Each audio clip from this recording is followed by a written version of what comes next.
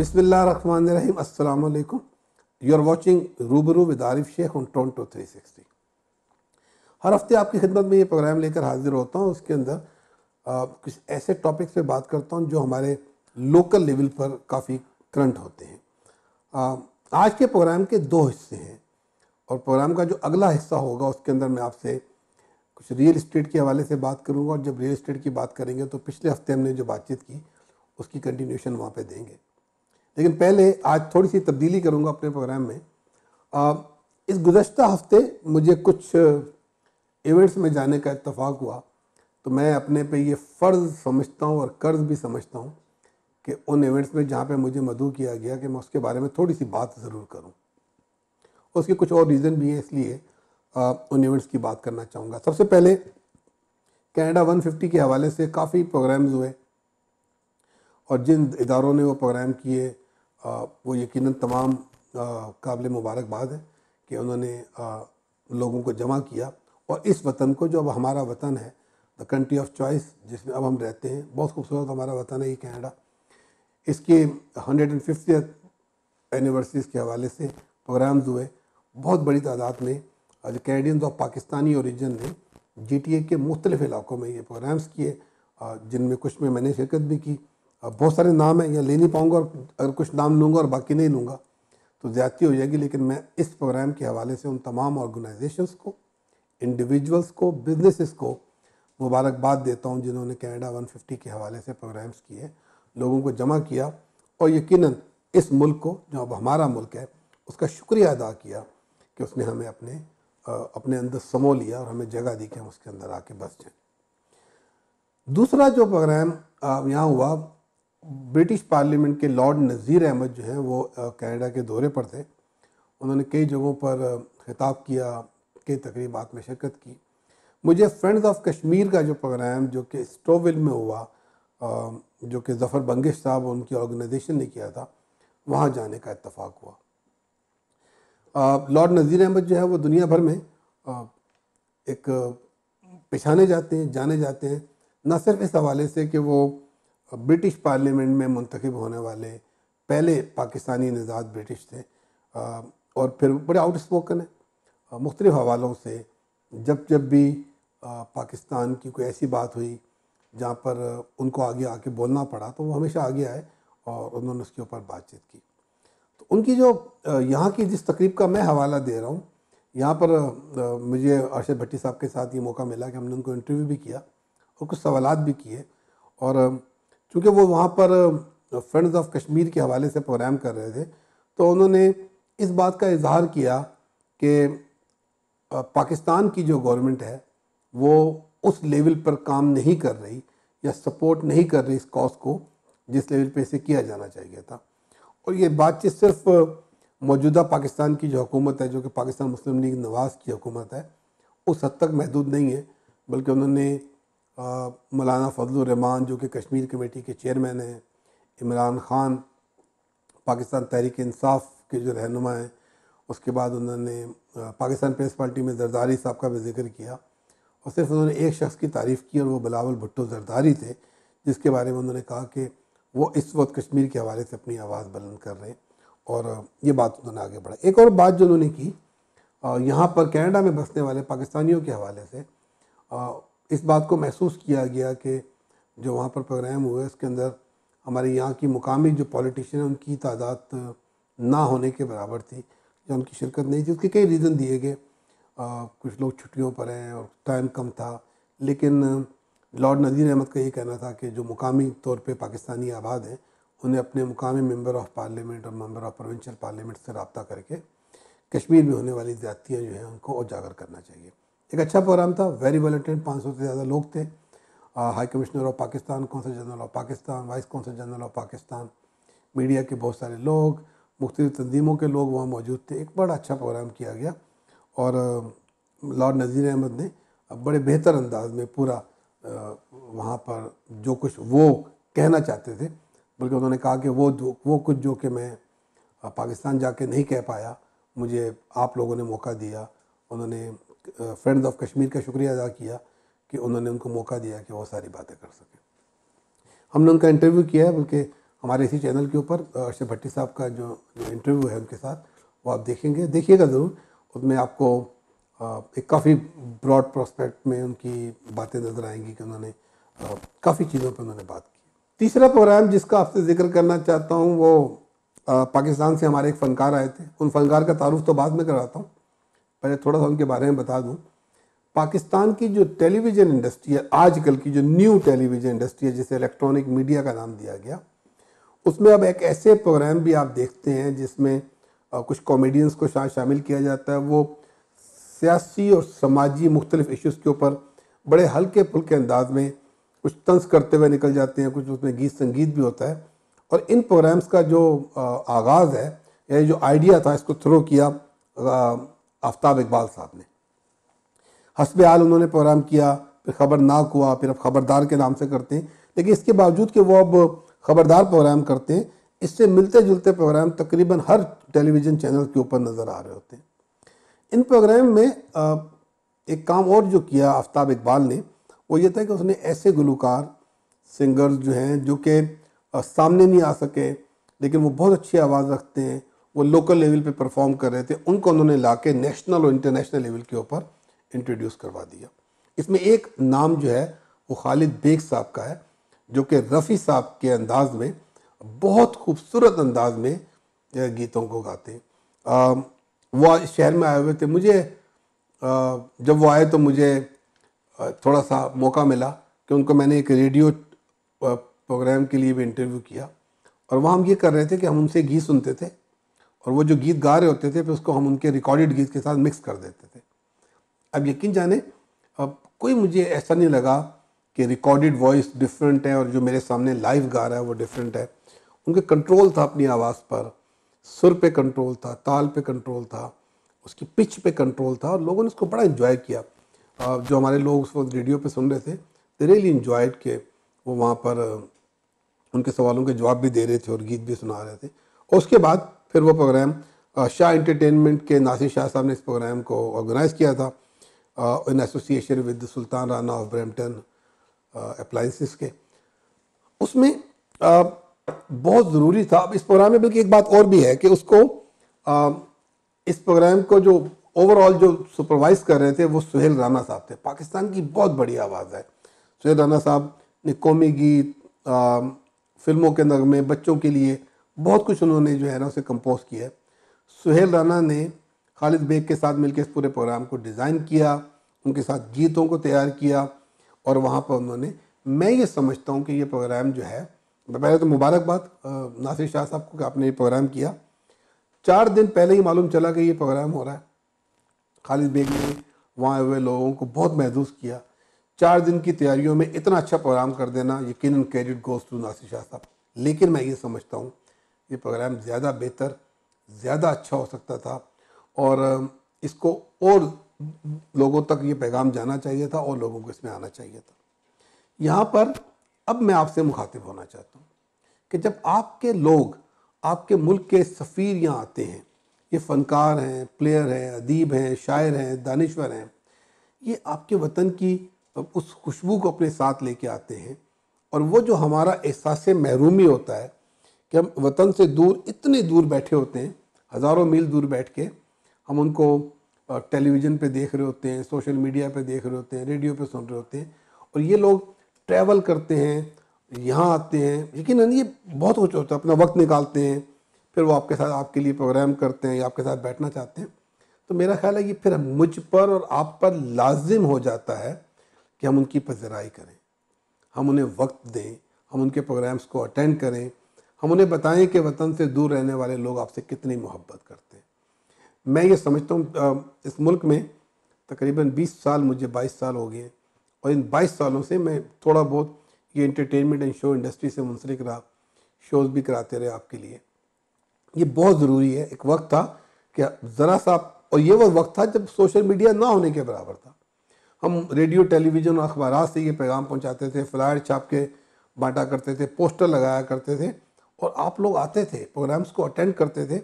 अब ना जाने क्या हुआ है कि हमारे जो प्रोग्राम, जो इस तरीके से लोग आ रहे हैं, उनमें आपका ताउन और आपकी पार्टिसिपेशन कम होती चली जा रही है। इस कल्चर को ज़िंदा रखिए, इस इसे मरने ना दें, इसमें शामिल हो जाएं, अपने बच्चों को शामिल करें। बाहर निकलेंगे आप लेकर आएंगे अपने बच्चों को, दिखाएंगे, तभी उन्हें मालूम चलेगा कि हमारा कल्चर कितना रिच है। लेकिन आपको आगे बढ़ना होगा। ये मेरा पैगाम है, गुजारिश भी है, दरख्वास्त भी है, रिक्वेस्ट भी है।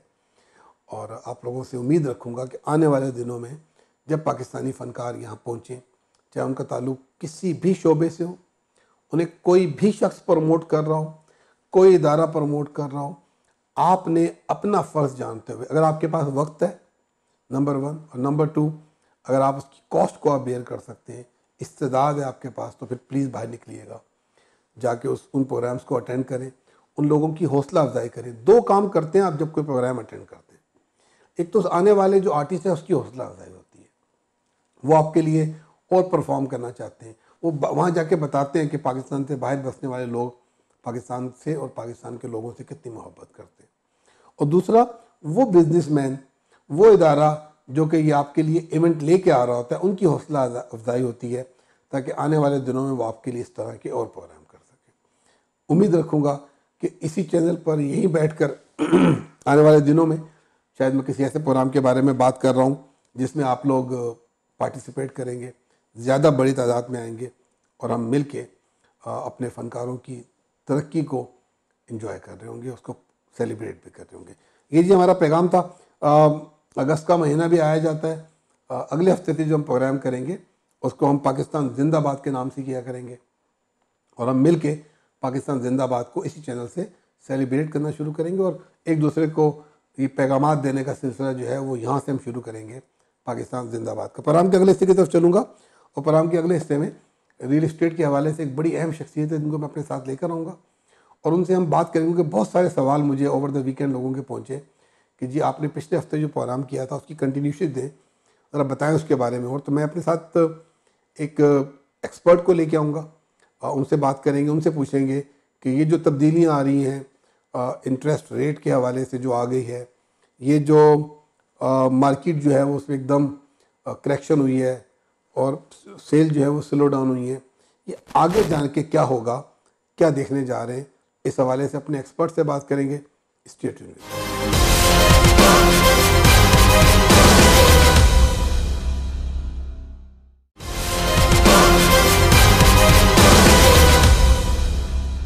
Welcome back, you are watching Rubaru with Arif Sheikh on Toronto 360। इस प्रोग्राम में हर हफ्ते जब मैं प्रोग्राम का आगाज़ करता हूं तो मैं थोड़ा सा रियल एस्टेट की मार्केट पे बात कर रहा होता हूं, और आपको एक हल्की फुल्की बात करता हुआ निकल जाता हूं, फिर अपने गेस्ट से आपकी मुलाकात करवाता हूं। आज प्रोग्राम का फॉर्मेट मैंने चेंज किया। आज बातचीत मैंने पहले की है और उसका ताल्लुक रियल एस्टेट से बिल्कुल नहीं था, लेकिन अब मैं बात करने जा रहा हूँ रियल एस्टेट के हवाले। जैसे मैंने पहले बताया आपको कि मैं अपने साथ एक मेहमान को लाऊंगा, और आपके सवाल जब मुझ तक पहुँच रहे थे तो मैंने मुनासिब समझा कि मैं किसी ऐसे शख्स को अपने साथ लेके आऊँ जिनकी नॉलेज इस इलाके में, इस एरिया में मुझसे बहुत ज़्यादा है, जो ज़्यादा बेहतर मार्केट को देखते हैं। और मैं शायद एज ए फाइनेंशियल एडवाइज़र एक एक्सपर्ट को देख रहा होता हूँ, लेकिन वो चूँकि किसी और लेवल पर इन्वॉल्व है बिज़नेस में, तो ज़्यादा बेटर वे में हमें एक्सप्लेन कर सकेंगे। हमारी कम्युनिटी का एक ऐसा नाम है जिससे पूरी कम्युनिटी फ़ख्र करती है। रियल इस्टेट की दुनिया से तकरीबन 20 साल हो गए आपको मुंसलिक हैं, क्योंकि मुझे याद है हम जब नए नए इस मुल्क में आए तो हम यहाँ पर एक वो एयर बैलून देखा करते थे जिस पे उनका नाम होता था, तो हमें यकीनन उस वक्त फ़ख्र होता था कि हमारे एक कैनेडियन ऑफ पाकिस्तानी ओरिजिन जो उसका नाम जो है वो हवाओं में रवां दवाएँ। फिर आपने अपनी एक अपनी ब्रोकरेज बनाई सिटीस्केप के नाम से, और आज अल्हम्दुलिल्लाह इस बात पे हम सब फ़ख्र कर सकते हैं कि मोर देन 500 एजेंट जो हैं वो इनकी इस ब्रोकरेज के साथ मुंसलिक हो चुके हैं। अदनान बशीर का नाम किसी तारुफ का मोहताज नहीं है, और सिर्फ ये कह देना कि खुद अपना तारुफ हवा बाहर की है तो ये उन पर सादिक आता है, तो उनका नाम ही काफ़ी है। आप चूँकि रिटेल लेवल पर रियल इस्टेट में मुंसलिक रहे, आपने रीसेल किया घरों को लिस्ट किया, कॉन्डो मार्केट का जब बूम आया तो आप बेतहाशा उसके अंदर इन्वॉल्व रहे, बिल्डर के साथ काम किया आपने, फिर ब्रोकरेज बनाई, लोगों को गाइड करते हैं, मेंटरशिप हो रही होती है। तो इन सब चीज़ों को लेकर मैं चाहूँगा कि आज अदनान से बात की जाए, और वो सवाल जो आपने मुझे दिए या जिनको मैं खुद समझता हूँ कि उनसे कह देने चाहिए, वो आज उनसे पूछ लेंगे। अस्सलाम वालेकुम Adnan man, welcome to my show. Thank you अरे भाई, thank you so much for having me. और आपने कुछ मेरी ज्यादा तारीफ कर दी है और अपनी ये जो एबिलिटीज को बहुत ही डाउन पे कर दिया, बट रियल एस्टेट में माशाल्लाह आपका बहुत ज्यादा एक्सपीरियंस है। But I will certainly try कि मैं एटलीस्ट आपके साथ कीप अप कर सकता हूँ आपके सवालों के साथ। बहुत शुक्रिया अदनान। चलते हैं सीधा सवालों की जानी। पहले पहले तो देखें, आज एक खबर आई और वो खबर ये थी कि कनाडा जो रियल एस्टेट एसोसिएशन है उसने कहा कि transaction last month were down 6.7% compared with may on a national basis. ये सिर्फ जीटीए की बात नहीं की बल्कि पूरे कनाडा में जो सेल हुई है, और ये थर्ड कंसेक्यूटिव मंथ था डिक्लाइनिंग का। आप और ये कहते हैं कि ये जो डिक्लाइनिंग हुई है ये 2010 के बाद सबसे ज़्यादा, मतलब सिंस 2010 जो है ये सबसे बड़ी डिक्लाइन हुई है ओवरऑल कनाडा में 6.7% मार्केट। इस वक्त मैं सिर्फ आपसे इस पे कहूँगा ये क्यों हुआ कि इतनी बड़ी डिक्लाइन क्यों आई हमारी सेल में। देखें, एक तो ये कि first of all let's also clarify कि डिक्लाइन हम एक्टिविटीज को रेफर कर रहे हैं, हम प्राइसिंग को रेफर नहीं कर रहे। हाँ, एक्टिविटी। तो एक्टिविटी मतलब कि बहुत दफा जब मार्केट में एक बड़े कंफ्यूजिंग टर्मिनोलॉजी इस्तेमाल हो जाती है कि एक्टिविटी को लोग जो ना डायरेक्टली कोरिलेट करते हैं प्राइसिंग के साथ। तो एक्टिविटी का मतलब देखें 6% की एक्टिविटी का डिफरेंस ये है कि जहां पर आपके पिछले जो ना 100 घर बिकने थे वहां पर 94 हाउसेज बिके हैं, ठीक है। तो 6% sounds a lot, but in a actual practicality 100 की बजाय 94 है। 1000, as opposed to 1000 transactions, it's 940 transactions, right? So as opposed to 10,000 transactions, there's 9,400 transactions. So again, 6% is a reasonable number, but then again, there is still a substantial number of transactions still going on. अच्छा, ये जो Canada wide की आपने बात की, इसकी जो overall इसमें बहुत सारा जो डेटा है वो थोड़ा सा ज्यादा जो सिग्निफिकेंटली इंपैक्ट करता है वो जीटीए का डेटा, जो GTA is overall by far the largest market in Canada as far as the transactions are concerned. यहाँ मैं आपको रोकूंगा, जीटीए का जो नंबर दिया है वो 14.1% है जो डिक्लाइन हुआ है। ऑफ कोर्स वही ना, तो कहूंगा और GTA is the biggest market, तो वो सबसे ज्यादा इंपैक्ट करते हैं। तो जीटीए में देखिए जो मार्केट की जो एक्टिविटी कम हुई हुई है उसका एक मेरे हिसाब से बड़ा रीजनेबल सी एक्सप्लेनेशन है, और ये कि हर मार्केट में एक लिमिटेड नंबर ऑफ ट्रांजैक्शन की कैपेसिटी होती है in a given period of time. बिल्कुल ठीक। ट्रेडिशनली जो मार्केट्स होती हैं वो अगर आप लॉन्ग टर्म हम अपने ग्राफ के एक्टिविटी ग्राफ को देखते हैं तो यूजली फर्स्ट क्वार्टर जो ना प्रक्रिया शुरू में मतलब साल के शुरू में मार्केट बड़ी स्लो होती है, तो जनवरी वगैरह की मार्केट और जो फरवरी की ओरिजिनल मार्केट होती है वो कुछ हम क्रिसमस के टाइम से निकल के आ रहे होते हैं, साल का शुरू होता है, वेदर के फैक्टर्स होते हैं, तो ट्रेडिशनली वेरी स्लो मार्केट। ठीक। और वो मार्केट आहिस्ता आहिस्ता इंप्रूव करनी और शुरू होती है मार्च में, अप्रैल में, मई में, जिसको हम स्प्रिंग की मार्केट कहते हैं। And then it it sort of remain reasonably active in summer, मगर later part of summer is very slow, like August is the second slowest month in terms of activity in a year after December in any given year. ये मतलब traditional long term historical trends है।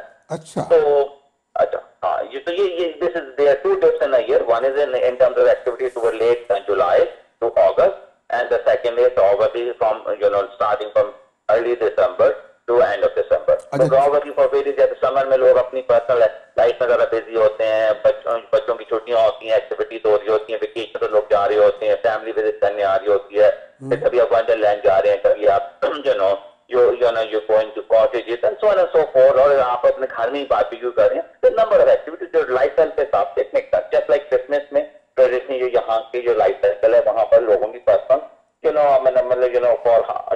people who are celebrating Christmas and their Christmas aspect होता है, और people who are not even celebrating Christmas उनके लिए basically at that time in December छुट्टियां होती हैं, फेस्टिव होता है, पार्टीज हो रही होती हैं, और so on and so forth, right? बिल्कुल सही। तो उस पर्सपेक्टिव ये दोनों लॉजिकल एक डिप्स है मार्केट। अच्छा, इस साल क्या हुआ, साल के शुरू में जो फर्स्ट क्वार्टर जो ट्रेडिशनली जरा थोड़ा सा काम और स्लो क्वार्टर होता है, it was very active because there was market remain active over December and it carried on that activity in January February, and उसका जो मेन रीजन था वो that was basically a lack of product. तो इस market के जो main drivers रहे हैं तो मेरी ओपिनियन में लैक ऑफ फैसिलिटी। अच्छा। तो market was very active in the beginning of the year, और वो एक्टिविटी इतनी स्ट्रॉन्ग थी कि वो एक लेड टू एक उसने मार्केट में टेंडेंसी क्रिएट कर दी, तो जो लोग स्प्रिंग मार्केट तक वेट करते अपनी ट्रांजेक्शन करने, उन्होंने ऑलरेडी पहले क्वार्टर में रश करते हुए ट्रांजेक्शन कर ली। तो जब वो ऑलरेडी जो ना एक्टिविटी इस तरह हो रही होती है, तो पहले क्वार्टर में होगी, ओवर सेकंड क्वार्टर को उसको बैलेंस करना पड़ता है, and that's I think what's been happening. Market is just balancing itself year I mean पूरे मतलब जो था ये कि अगर आप ट्रांजैक्शन उठा के देखें तो they are not really bad compare to whatever the last 6 months of transaction was, so 6 months of transaction is equal. हाँ, लास्ट क्वार्टर wasn't great. अच्छा, मैं यहाँ पर यकीनन आपने बड़ी अच्छी क्लैरिफिकेशन दे दी कि जो डिक्लाइन है वो एक्टिविटी में है, प्राइस में। लेकिन let me go to the price now. ये भी तो अपनी जगह मौजूद है कि प्राइसेस जो हैं उनमें करेक्शन तो हुई है ना। अगर हम ये बात नहीं कहते कि प्राइस नीचे गई है, लेकिन ये डेटा भी अवेलेबल है कि मार्केट में करेक्शन जो है वो तकरीबन के 22 to 25%। अब हम we are now purely talking about GTA market. ये जो प्राइसेस करेक्शन हो रही हैं, विल दिस कंटिन्यू या ये खत्म हो गया, या now we are good to go?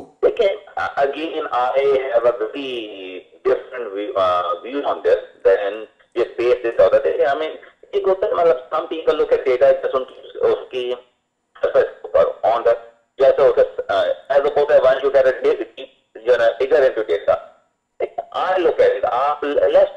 Real estate is never supposed to be कोई spot trading तो नहीं होती ना कि आप आज जो सीधे कल वो real estate is supposed to be a long-term asset investment, right? It's not supposed to be short horizon कि ये daily basis पे trading कर रहे हैं या weekly basis पे trading कर रहे हैं. It has to have a long-term goals and outlook associated with it. उस perspective से अगर आप देखते हैं, ठीक है, अब मैं आपसे एक सवाल पूछता हूँ। Typically issue ये है कि आप let's say मैंने और आपने जाके property खरीदी last year, and that property was supposed to be let's say bought for $800,000. Yeah. अब उस वक्त लास्ट जून 2016 में जो ना मैंने प्रॉपर्टी खरीदी और मुझे कुछ कहता कि ये साल बाद Adnan will be able to sell this property for 950, which is 20% year on increase. Yeah. And somebody would ask, would you be happy with the return? तो मैं ये कहता कि मैं return के I would have ecstatic with this return. मतलब कि मेरे लिए तो 20% की year on year increase is amazing for 1 given year. बिल्कुल इसलिए अगर आप हमारी मार्केट में देखें जिसमें ज्यादातर प्रॉपर्टीज लेवरेज हुई होते हैं, nobody is usually buying this property 100% down payment. और अगर 30% डाउन करके भी ये प्रॉपर्टीज दे रहे हैं तो उसकी 30% वैल्यू बढ़े तो you getting anywhere to 70 to 100% return on your equity in 1 year, which is a huge return. मगर क्या हुआ कि एज अपोज ये 20% इस साल के शुरू में बिकॉज ऑफ ये एक्सपेंसिव रेट हो गई और एकदम से जो प्रेशर रेट हो गया और मल्टीपल ऑफर्स की इश्यूज आनी शुरू हो गई बिकॉज ऑफ वो शॉर्टेज ऑफ की वजह से सिचुएशन क्रिएट हो जाती है। उसमें जो 9 लाख की जो प्रॉपर्टी इस जून में होनी चाहिए थी वो साल के शुरू में $1 million की बिकनी शुरू हो गई। बिल्कुल ठीक। And in some once in a while instance कि जहां पर वो प्रॉपर्टी मिलेगी बिकती थी वहां पर 5 प्रॉपर्टी में से एक आधी प्रॉपर्टी किसी ने जाकर 1.1 की ले ली, मे बी इररिस्पांसिबल बायर से irresponsible agent, I don't want to speculate but एक आधी वो भी हो गई। ठीक है, ठीक है। अब वो जो 1.1 बिलियन सेल हो रही, ये जो $1 million की सेल हो रही थी, that was ahead of its curve. ठीक है, much ahead of its curve. जो हमारा जो लॉन्ग टर्म जो कर्व है काउंटर के बड़ा हेल्दी कर्व है उससे वो बहुत आगे थी। Now prices have gone down come down to where the curve should be. ठीक है, अब लोग ये कहते हैं कि ये प्राइसेस फर्स्ट क्वार्टर से लेकर के सेकंड क्वार्टर में या अब तो थर्ड क्वार्टर में जा रहे हैं पर अभी कम हो गए हैं। मैं ये कहता हूँ कि जो एक क्वार्टर सही है वो तो पहले वाले फर्स्ट क्वार्टर सेकंड क्वार्टर था, मतलब जो फरवरी मार्च अप्रैल का जो टाइम था वो नॉर्मल टाइम था। This is normal and this is still a very healthy return. अगर वो I mean people have in their head वो 1.1 का था, आपको $1 million $9 का बिकता है, not taking into account this property for only $800,000 to begin with a year ago. So even at 950, it is a very healthy return and very good pricing. And that is where the long-term curve shows these prices should be. तो अब मेरी नजर में prices अपनी जगह पर वापस नहीं जहां पर होनी चाहिए थी, तो ये प्राइसेस गिरी नहीं है। वो जो शुरू की जो साल के शुरू की प्राइस थी वो गलत प्राइस ये बताएं, ये बताएं कि आप इसको मार्केट में प्राइस करेक्शन का वर्ड यूज नहीं करेंगे, आप व्हाट विल यू से this? I will say to be basically this is where अगर आप लॉन्ग टर्म प्राइस सर्व क्यों हो जाए ना, लेकिन आप 2 साल का 3 साल का 5 साल का सर्व अगर ड्रॉप करेंगे तो प्राइसेस आर वेरी मच पे दे शुड बी, ठीक है। साल के शुरू की जो प्राइसेस थी वो ओवर इन्फ्लेटेड थी, so this is not a price inflation, that was an inflated price. The problem was then, the problem is not now. Because see, as soon as you start using price correction, you think there is something negative happening in the marketplace. And I think the negativity was at the beginning of the year as anything to do with it now. अच्छा अच्छा अच्छा, अब ये बताएं, तो आपके मतलब है कि ये प्राइसेस करेक्शन नहीं हुई बल्कि these prices are there where it should be. Price was inflated in the first quarter. That wasn't the right price. That was needed to be, needed to be correct. This price is where it should be. अच्छा, And it's a very heavy price. But अभी भी आप 20% year on increase. That's a very healthy increase. Anything up to usual trendline is supposed to be 8 or 10%. 8 and 10% very healthy return. 8% अगर analyse इसके ऊपर आपके, लेकिन भाईजान लोगों को तो आदत पड़ गई है ना 30% रिटर्न की। But that is wrong. I mean, with all respect, we think it real estate, not some illegal game. I mean, 30% means that if you're buying a property with 20 or 30% down, 100% return annualized. I mean, no business or no investment can give you that. भाई लोग ये कहते हैं कि मेरे पड़ोसी को 30% return मिला, मुझे नहीं मिल रहा, तो वो अपने उसको कंपेयर कर रहा है ना कि जी, लेकिन आपकी बात है कि फर्स्ट क्वार्टर में प्राइसेस इन्फ्लेट हुई और आर्टिफिशियल इन्फ्लेशन हुई और उसकी वजह से ये सब कुछ हुआ। देखिए मेरे पास कुछ और सवाल भी हैं। I wanted to talk to you about ये जो मॉर्गेज रेट पे चेंजेस आई हैं। I want talk about condo market, मुझे कुछ और चीज़ों पे। I need to go for a quick break. जब वापस आऊँगा तो मेरे पास 5 सवाल हो रहे हैं, मैं हर सवाल पे आपके 2-2 मिनट के जवाब चाहूँगा ताकि मैं सारे एरिया जो हैं वो कवर कर जाऊँ। Stay tune with me, you are watching Toronto 360 के ऊपर रूबरू विद आरिफ शेख। एक क्विक ब्रेक की तरफ चलेंगे और वापस आएंगे तो अदनान बशीर से कुछ और हवालों से रियल एस्टेट की दुनिया में क्या हो रहा है बात करेंगे। Stay tune.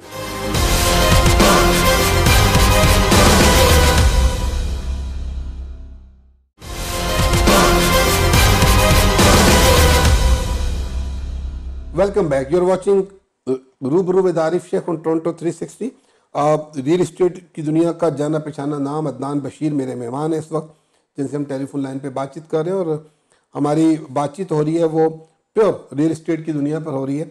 अदनान ये बताएं आप कि पहले मैं आऊँगा, ये जो अभी गवर्नमेंट ऑफ कनाडा ने, हमारे सेंट्रल बैंक ने रेट इंक्रीज किए 25 बेसिस पॉइंट, क्या आप ये समझते हैं कि इनका इम्पैक्ट जो हाउस की सेल पर है वो पड़ेगा या it will have no impact at all? देखिए, in its isolation, not much. मतलब 25 basis, I mean, rate जो बढ़ रहे हैं, जो अगर आप सेंट्रल बैंक के अनाउंसमेंट में जाके देखें, which is relating to overall economy, they are very, very sure to be this is not a problem because they are raising interest because they feel the economy is performing well enough to adjust to accommodate it. ठीक है, overall economy जो perform कर रही है, ठीक है। तो उसका मतलब तो बेसिकली इश्यू ये, अगर आपका रेट बढ़ रहा है, economy is performing well, that is affordability बढ़ रही है, लोगों की ability to withstand those payments बढ़ रही है। तो in isolation, no, it's not a major thing in my opinion.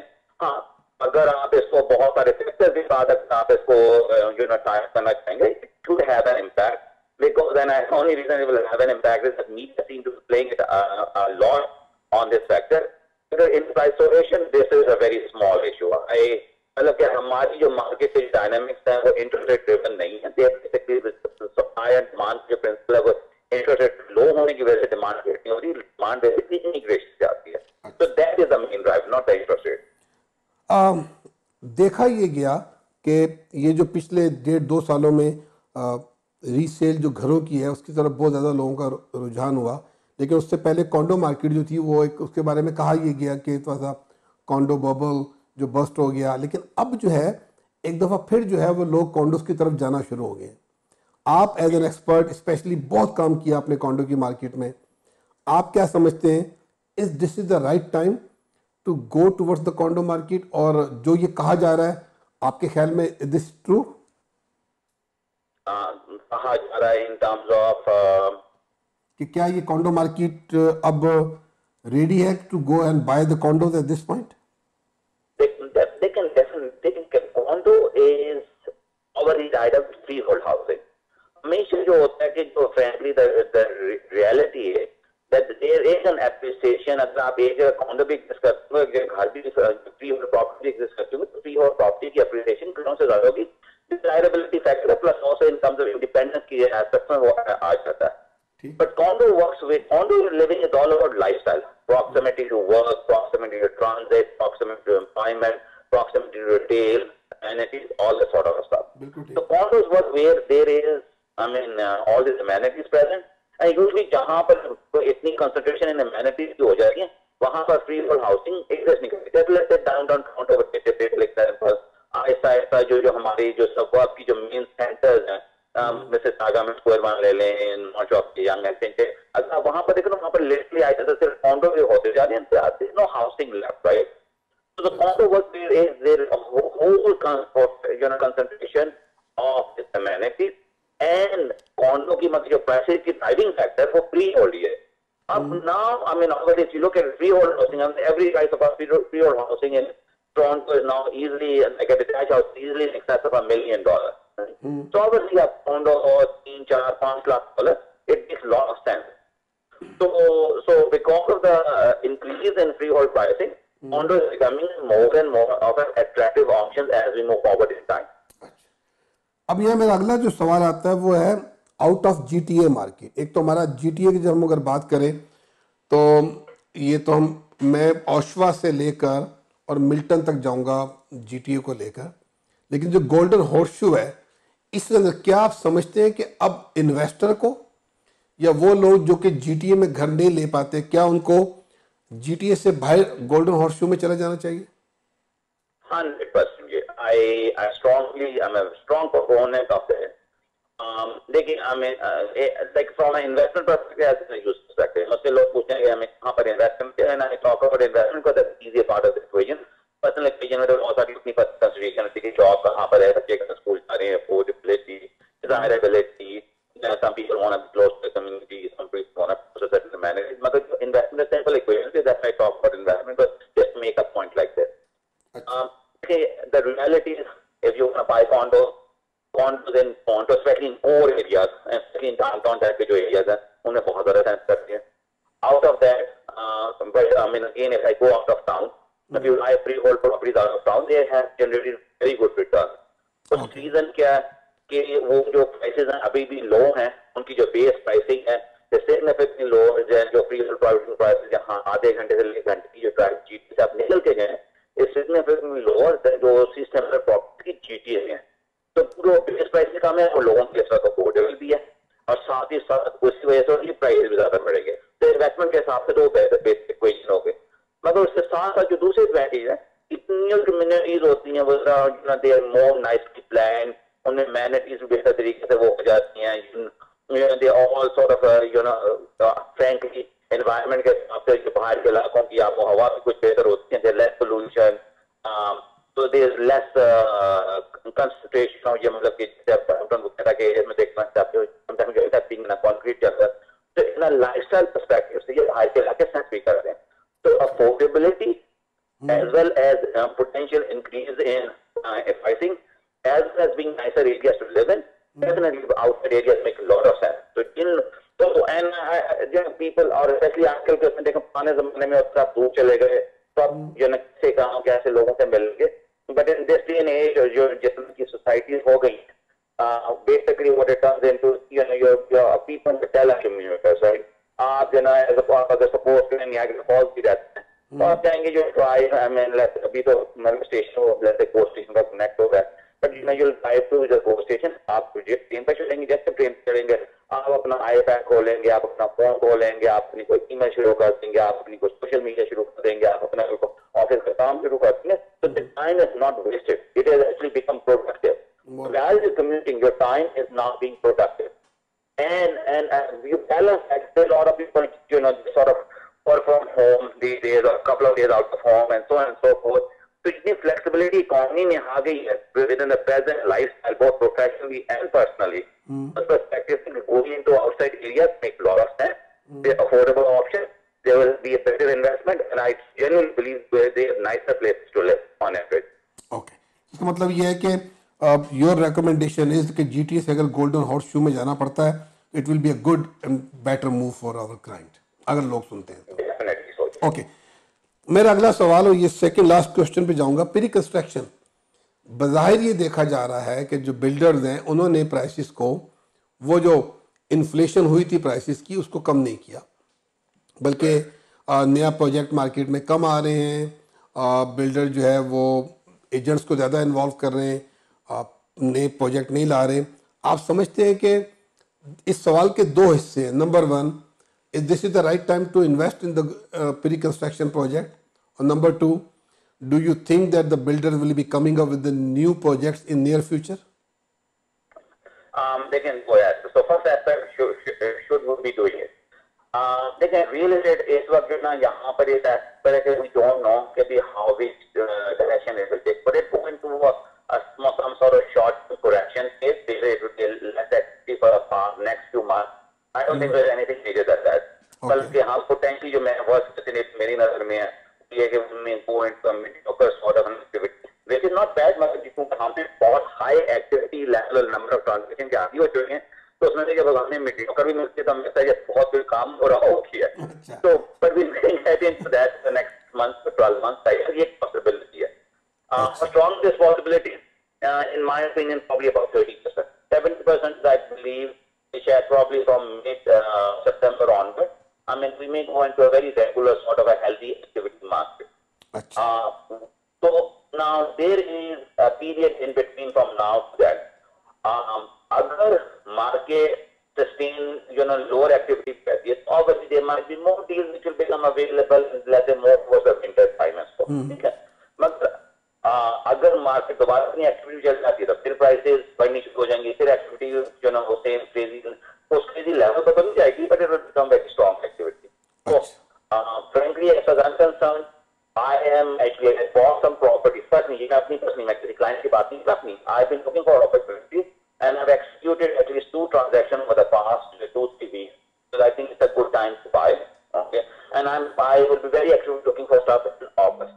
But my aspect is I am not buying for the next 6 months or a year.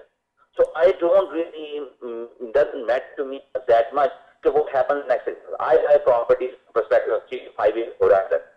From a 3 to 5 year horizon, I am extremely comfortable that this market will do very well. मतलब जो dynamic इस market के drivers हैं, जो supply and demand के principle हैं, जब ये जो there are constant demand comes in from immigration and there's just not enough supply available because there's not enough labor resources, there's not enough land, developable services, land which is available, उनमें कोई चीज नहीं है। तो मेरी perspective से एक long term में अभी भी बड़ी हेल्दी मार्केट है।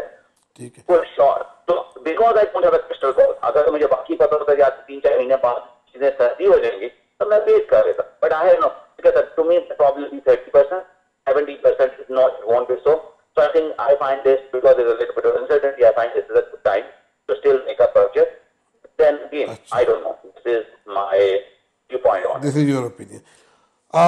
आपकी बात से एक जुमला मैंने लिया और फिर मेरा आखिरी क्वेश्चन भी है, और वो ये है कि कहा के जा रहा है, बल्कि ऐसा हो गया कि after a long time now we again see the buyers market. पहली दफ़ा हम देख रहे हैं जो मेन स्ट्रीम का मीडिया है वो ये दिखा भी रहा है कि घर जो है वो मार्केट में लगे हुए हैं, they are there for over 30 to 40 days not being sold, multiple offers नहीं आ रही हैं, अब बायर्स मार्केट है। मुझे ये बताइए, यहाँ पर लोग सवाल पूछते हैं व्हाट आर दी एडवांटेजेस, बड़ी सिंपल लैंग्वेज में हमारे व्यूवर्स को समझाएं, what are the advantages of buyer market? जहाँ पर बायर का कोई से है, where buyer has technically upper hand, that's what the buyer market means. Now, is it a totally buyer's market? I would not necessarily, agree with the characterization. Okay. But then again, in my opinion, it is a good time to buy, because at least as opposed to साल के शुरू में जहाँ पर तो it was totally into the seller market and the buyer was totally at the mercy of the seller. Yeah. Yes. At least now with some semblance between the buyer and the seller has been achieved, some semblance of balance, and it's a little bit probably in favor of the buyer. That is why I'm your previous question. That's why I'm looking to buy right now, because I don't know whether मेरे पास as a buyer जो as a advantage है, whether I will have that after summer. तो अभी तो मुझे पता मेरे पास है, तो मैं उस एडवांटेज को एक्सप्लॉइट करने की कोशिश कर रहा हूँ, ठीक है। तो ऑलरेडी वे मगर ये अगर हम जो दिन जाएंगे वहाँ पे जो सेलर मार्केट है और वहाँ पर 5-10 सेलर्स खड़े हैं वो सेम प्रॉपर्टी लेने को, तो then as a buyer you have no advantage, you have no negotiating power, you don't have time to think, you don't have time to properly act out whatever you need to, you have no time to, you don't have an ability to negotiate and so on and so forth. So it give us some time to calmly approach a situation, to calmly make a decision, which is in our best interest as a buyer. That's what I'm speaking right now as a buyer. And essentially also be able to negotiate some pricing. Market is slow, by the way, this is a question which is asked. People say, why is the market slow? I think the biggest reason the market is slow is अभी भी इस market में seller expectation बहुत overly high है, and उसमें once in a while, but we can find buyers as good agents. This is what our role is as professionals, that we still sometimes identify buyers or sellers who are now motivated sellers, and then we can take our buyers there and then work out a deal which is in a good interest of buyers. तो बात जो मैंने आपकी पूरी बात से समझा कि market is now open for both. It is no longer a seller heaven जहाँ पर वो अपनी मर्जी से बेच रहा था. They were putting their own prices. Now this is open for both. If you यहाँ पर मेरी ओपिनियन में सेलर की जो एक्शन थे, they were very unreasonable towards the buyer. Exactly. Many, yeah. उनके way of handling things and so on and so forth. Now market में balance वापस आ गया, और बिकॉज सेलर्स ने अब इतना एडवांटेज ले लिया है, तो थोड़ा सा टाइम है बायर के पास एडवांटेज लेने का. अब वो कितने हफ्ते आता है, आई मीन वो 1 महीने भी हो सकता है, 2 महीने भी हो सकता है, 3 महीने भी हो सकता है, 6-8 महीने भी हो सकता है. बहुत बहुत शुक्रिया, आपने बड़े बेहतर अंदाज में सारे सवालों के जवाब दे दिए. आई एम प्रीटी श्योर कि जो मेरे व्यूवर हैं उन्होंने हमारी इस पूरी बातचीत से बहुत कुछ सीखा होगा, और वो सवालों के जवाब जो वो लेना चाह रहे थे उन तक पहुँचे होंगे. Adnan, thank you very much again for coming on my show.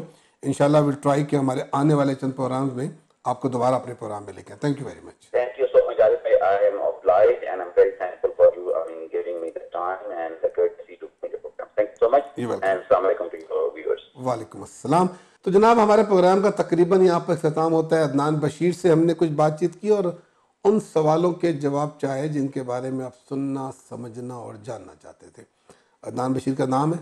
Real estate की दुनिया में ये उनके अपने व्यूज़ हैं जिनसे यकीनन आपका मुत्तफिक होना ज़रूरी नहीं है, लेकिन हमने कोशिश की कि एक प्रोफेशनल से उन सवालों के जवाब लें जो उनके बारे में आप सुनना चाह रहे थे. इंशाल्लाह आने वाले दिनों में इस हवाले से कुछ और बातचीत करेंगे. अगले हफ्ते आएंगे एक नए प्रोग्राम के साथ. 14 अगस्त के करीब होंगे. पाकिस्तान जिंदाबाद की मुहिम इसी चैनल से शुरू करेंगे. उम्मीद है आप भी उसमें शामिल हो जाएंगे. प्रोग्राम का इख्तिताम होता है. अपना ख्याल रखिएगा और अपनों का ख्याल रखिएगा. अपने मेज़बान आरिफ शेख को दीजिए इजाज़त. अल्लाह हाफ़िज़.